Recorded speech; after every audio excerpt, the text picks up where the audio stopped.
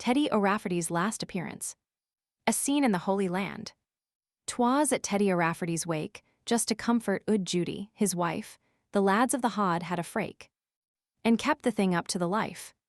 There was Father O'Donoghue, Mr. Delaney, Pat Murphy the doctor, that rebel O'Shaney, young Terence, a nate little knight o' the Hod, and that great dust O'Sullivan just out o' quad, then Florence the piper, no music is riper, to all the sweet cratchers with emerald fatchers who came to drink health to the dead. Not Brian Barrow had a louder shallow when he gave up his breath to that tithe hunter death than the howl over Teddy's cowled head. 'Twas enough to have raised up a saint. All the darlings with whiskey so faint, and the lads full of fight, had a glorious night when Oud Teddy was whacked in his shed. Original. He who has not travelled in Ireland should never presume to offer an opinion upon its natives.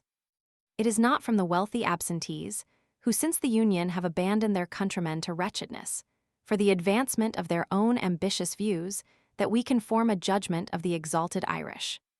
Nor is it from the lowly race, who driven forth by starving penury, crowd our more prosperous shores, ~23 that we can justly estimate the true character of the peasantry of that unhappy country. The memoirs of Captain Rock may have done something towards removing the national prejudices of Englishmen, while the frequent and continued agitation of that important question, the emancipation of the Catholics, has roused a spirit of inquiry in every worthy bosom that will much advantage the oppressed, and, eventually, diffuse a more general and generous feeling towards the Irish throughout civilized Europe. I have been led into this strain of contemplation by observing the ridiculous folly and wasteful expenditure of the nobility and fashionables of Great Britain, who, neglecting their starving tenantry and kindred friends, crowd to the shores of France and Italy in search of scenery and variety, without having the slightest knowledge of the romantic beauties and delightful landscapes, which abound in the three kingdoms of the rose, the shamrock, and the thistle. How much good might be done by the examples of a few illustrious, noble, and wealthy individuals, making annual visits to Ireland and Scotland. What a field does it afford for true enjoyment! How superior, in most instances, the accommodations and security, and how little, if at all inferior, to the scenic attractions of foreign countries. Then, too, the gratification of observing the progress of improvement in the lower classes, of administering to their wants, and consoling with them under their patient sufferings from oppressive laws, rendered perhaps painfully necessary by the political temperature of the times or the unforgiving suspicions of the past. But I am becoming sentimental when I ought to be humorous, contemplative when I should be characteristic, and seriously sententious when I ought to be playfully satirical. Forgive me, gentle reader, if from the collapse of the spirit, I have for a moment turned aside from the natural gaiety of my ~24 style, to give utterance to the warm feelings of an eccentric but generous heart. But Allen's to the wake. "Plaise yer honour," said Barney O'Fin, my groom of the chambers, "may I be axing a holiday tonight? It will be very inconvenient, Barney, but your honour's not the gentleman to refuse a small trait o' the sort," said Barney, anticipating the conclusion of my objection. There was something unusually anxious about the style of the poor fellow's request that made me hesitate in the refusal. It's not myself that would be craving the favor, but a poor dead cousin o' mine, heaven rest his soul. And how can the granting of such a request benefit your departed relation, Barney? Quoth I, not a little puzzled by the strangeness of the application. Sure, that's mighty dare of comprehension, your honour. Teddy O'Rafferty was my own mother's brother's son, and devil like him there was in all Kilgobbin. We went to Oud Father O'Rourke's school together when we were spalpeens, and ate our parroters and buttermilk out the same platter. Many's the scrape we've been in together. Bad luck to the Oud schoolmaster, for he flogged all the larning out poor Teddy, and all the liking for't out of Barney O'Fin. That's myself, your honour. So one dark night we took advantage of the moon, and having joined partnership in property, put it all into a Limerick silk handkerchief, with which we made the best of our way to Dublin, travelling stage arter stage by the old-fashioned conveyance, Pat Adams' 10-toed machine. Many's the drap we got on the road to drive away care. All the wide world before us, and all the fine family estate behind pigs, poultry, and relations, Divil a tenpenny did we ever touch since. It's not your honor that will be angry to hear a few family misfortunes, said Barney, hesitating to proceed with his narration. Give me my hat, fellow, said tilde 25 tilde tilde I, and don't torture me with your nonsense. Maybe it ain't nonsense your honor means, and why not, sirrah? Becase it's not in your nature to spake light o' the dead. Up to this point, my attention had been divided between the Morning Chronicle which lay upon my breakfast table and Barney's comical relation. A glance at the narrator, however, as he finished the last sentence, convinced me that I ought to have treated him with more feeling. He was holding my hat towards me when the pearly drop of affliction burst uncontrollably forth, and hung on the side of the beaver like a sparkling crystal gem loosed from the cavern's roof, to rest upon the jasper stone beneath. I would have given up my mastership of arts to have recalled that word nonsense. I was so touched with the poor fellow's pathos. Shall I tell your honor the particulars? I do, Barney, proceed. Well, your honor, we worked our way to London together haymaking and harvesting. Taste fashions the man was a saw of ood father works. Though divil a taste had he, but for draining the whiskey bottle and baiting the boys, bad luck to his memory. Is it yourself, said I to young Squire O'Sullivan, from Scullinabbog, whom good fortune threw in my way the very first day I was in London troth? And it is, Barney, said he. What brings you to the state of government? I'm seeking sarvice and fortune, your honor, said I. Come your ways, then, my darling, said he, and without more to do, he made me his locum tenens, first clerk, messenger, and man of all work to a Maynooth Milesian. There was honor enough in all conscience for me, only it was not very profitable. For, although my master followed the law wouldn't follow him, and he'd rather more bags than briefs. The consequence was, I had more banyan days than the man in the wilderness. Divil a care, I got a character by my conduct, and a good place when I left him, as your tilde 26 tilde tilde governor can testify. As for poor Teddy, divil a particle of taste had he for fashionable life, but a mighty pratty notion of the arts, so he turned operative architect, engaged himself to a layer of bricks, and skipped nimbly up and down a 5-story ladder with a long-tailed box upon his shoulder-pace be to his ashes. He was rather too fond of the cratcher, many's the slip he had for his life 1 minute breaking a jest, and the next breaking a joint, till there wasn't a sound limb to his body. Arrah, sure, it was all the same to Teddy only last Monday.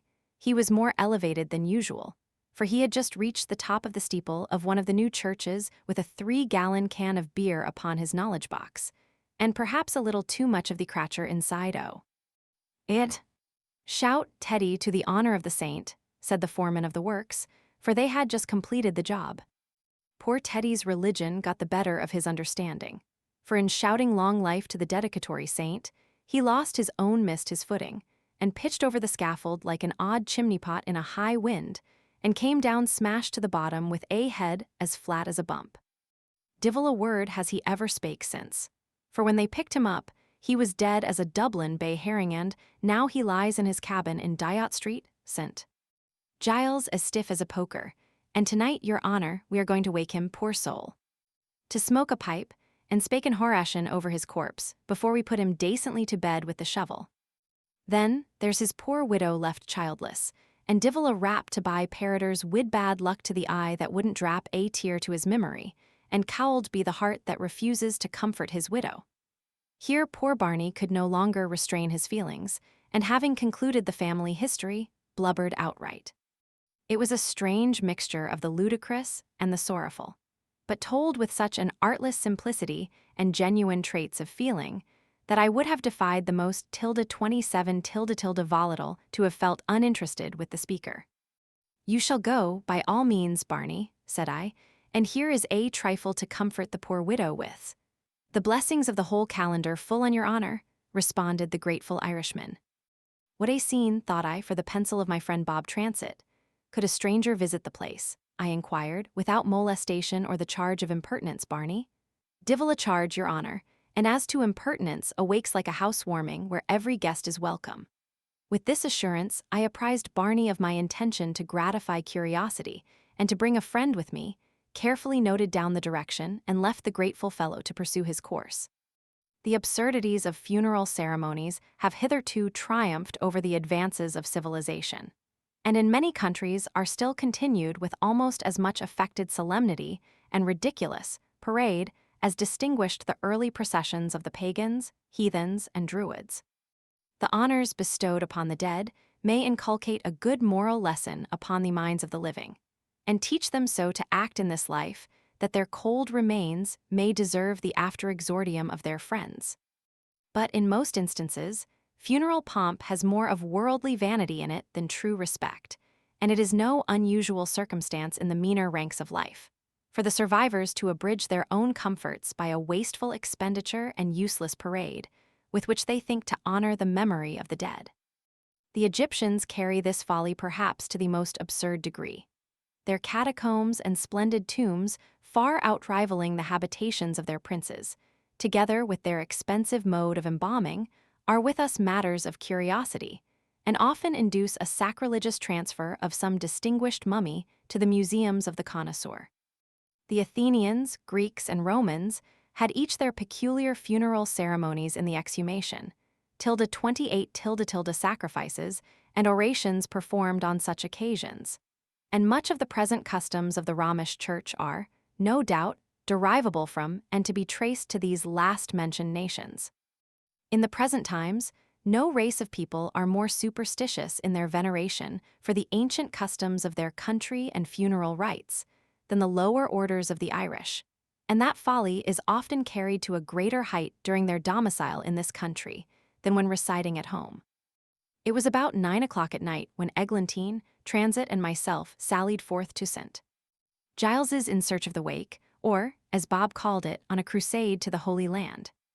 Formerly, such a visit would have been attended with great danger to the parties making the attempt, from the number of desperate characters who inhabited the back slums lying in the rear of Broad Street, where used to be congregated together the most notorious thieves, beggars, and bunters of the metropolis, amalgamated with the poverty and wretchedness of every country, but more particularly the lower classes of Irish, who still continue to exist in great numbers in the neighborhood. Here was formerly held in a night cellar the celebrated Beggars' Club, at which the dissolute Lord Barrymore and Colonel George Hanger, afterwards Lord Coleraine, are said to have often officiated as president and vice-president, attended by their profligate companions, and surrounded by the most extraordinary characters of the times, the portraits and biography of whom may be seen in Smith's Vagabondiana, a very clever and highly entertaining work. It was on this spot that George Parker collected his materials for Life's Painter of Variegated Characters, and among its varieties, that Groves and others obtained the flash and patter which form the cream of their humorous works. Formerly, the Beggar's Ordinary, held in a cellar, was a scene worthy 29 of the pencil of a Hogarth or a Cruikshank, notorious impostors, professional paupers, ballad singers, and blind fiddlers might here be witnessed carousing on the profits of mistaken charity, and laughing in their cups at the credulity of mankind. But the police have now disturbed their nightly orgies, and the mendicant society ruined their lucrative calling.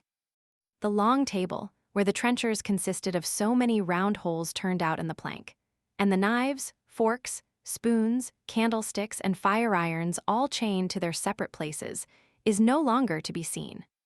The night cellar yet exists, where the wretched obtain a temporary lodging and straw bed at 2d. per head. But the Augean stable has been cleansed of much of its former impurities, and scarce a vestige remains of the disgusting depravity of former times.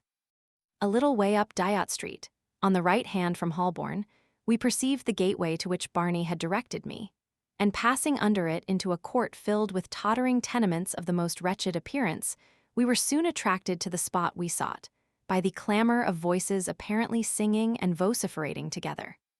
The faithful Barney was ready posted at the door to receive us, and had evidently prepared the company to show more than usual respect.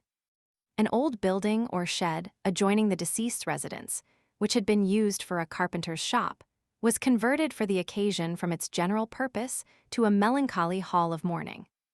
At one end of this place was the corpse of the deceased, visible to every person from its being placed on a bed in a sitting posture, beneath a tester of ragged check furniture. Large sheets of white linen were spread around the walls in lieu of tapestries, and covered with various devices wrought into fantastic images of flowers, angels, and seraphim. A large, fresh-gathered posy in the bosom of the deceased had a most striking effect when contrasted tilde 30 tilde tilde with the pallidness of death. Over the lower parts of the corpse was spread a counterpane, covered with roses, marigolds, and sweet-smelling flowers, whilst on his breast reposed the cross, emblematical of the dead man's faith. And on a table opposite, at the extreme end, stood an image of our Redeemer, before which burned 4 tall lights in massive candlesticks, lent by the priest upon such occasions to give additional solemnity to the scene. There is something very awful in the contemplation of death, from which not even the strongest mind can altogether divest itself. But at a wake, the solemn gloom which generally pervades the chamber of a lifeless corpse is partially removed by the appearance of the friends of the deceased arranged around, drinking, singing, and smoking tobacco in profusion. Still, there was something unusually impressive in observing the poor widow of O'Rafferty, seated at the feet of her deceased lord with an infant in her arms, and all the appearance of a heart heavily charged with despondency and grief. An old Irishwoman, seated at the side of the bed, was making the most violent gesticulations and audibly calling upon the spirit of the departed to see how they honored his memory, raising the cross before her, while 2 or 3 others came up to the head, uttered a short prayer, and then sat down to drink his soul out of purgation. See plate.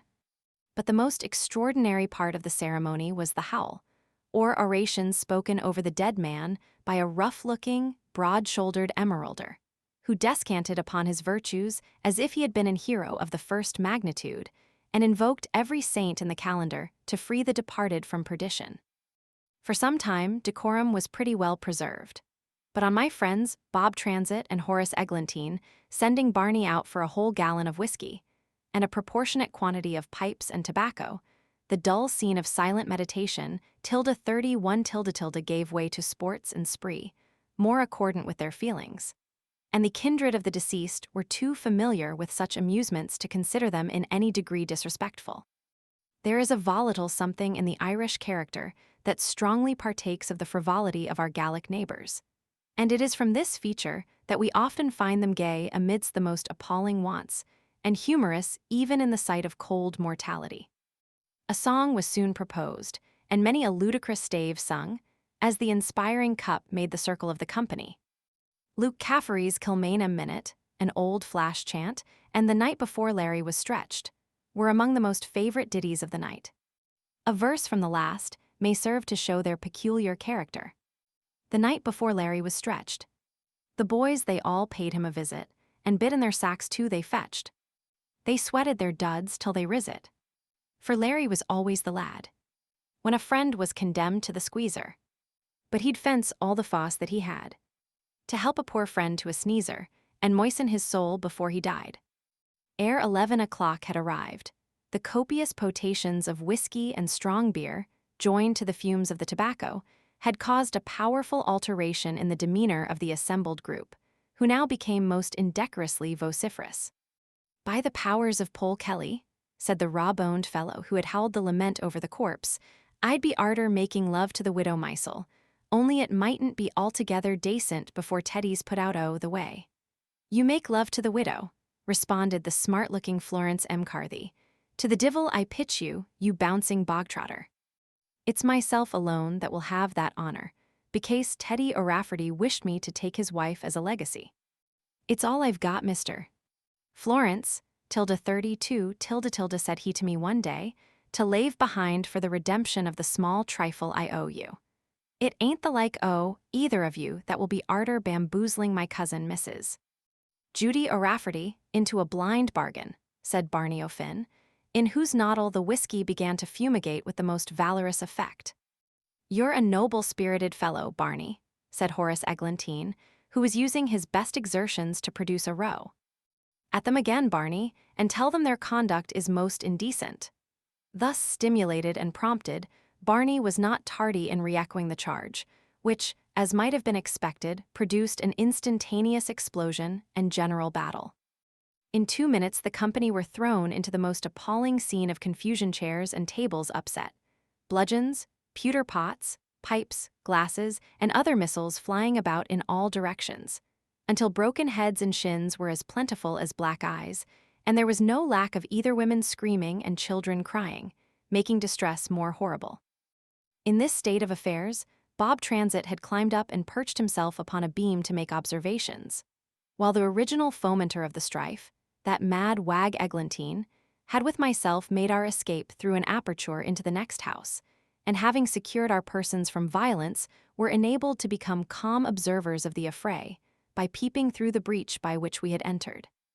In the violence of the struggle, poor Teddy O'Rafferty was doomed to experience another upset before his remains were consigned to the tomb. For just at the moment that a posse of watchmen and night constables arrived to put an end to the broil, such was the panic of the assailants that in rushing towards the bed to conceal themselves from the Charlies, they tumbled poor Teddy head over heels to the floor of his shed, leaving his head's antipodes sticking up where his head should have been. A 33 circumstance that more than anything else contributed to appease the inflamed passions of the group, who, shocked at the sacrilegious insult they had committed, immediately sounded a parley, and united to reinstate poor Teddy O'Rafferty in his former situation. This was the signal for Horace and myself to proceed round to the front door, and pretending we were strangers excited by curiosity, succeeded, by a little well-timed flattery and a small trifle, to drink our good healths in freeing the assailants from all the horrors of a watch-house, and eventually of restoring peace and unanimity. It was now past midnight, leaving therefore poor Barney O'Finn to attend Mass and pay the last sad tribute to his departed relative. On the morning of the morrow, we once more bent our steps towards home, laughing as we went at the strange recollections of the wake, the row, and last appearance of Teddy O'Rafferty. 1. Requiescat in pace. 1. As the reader might not think this story complete without Gome account of the concluding ceremonies, I have ascertained from Barney that his cousin Teddy was quietly borne on the shoulders of his friends to the church of St. Paneras, where he was safely deposited with his mother Earth, a bit of a bull, by the by. And after the mourners had made 3 circles round his ashes, and finished the ceremony by a most delightful howl and prayers said over the crossed spades, they all retired peaceably home, moderately laden with the juice of the cratcher. The CYPRINS Ball. Or, Sketches of Characters.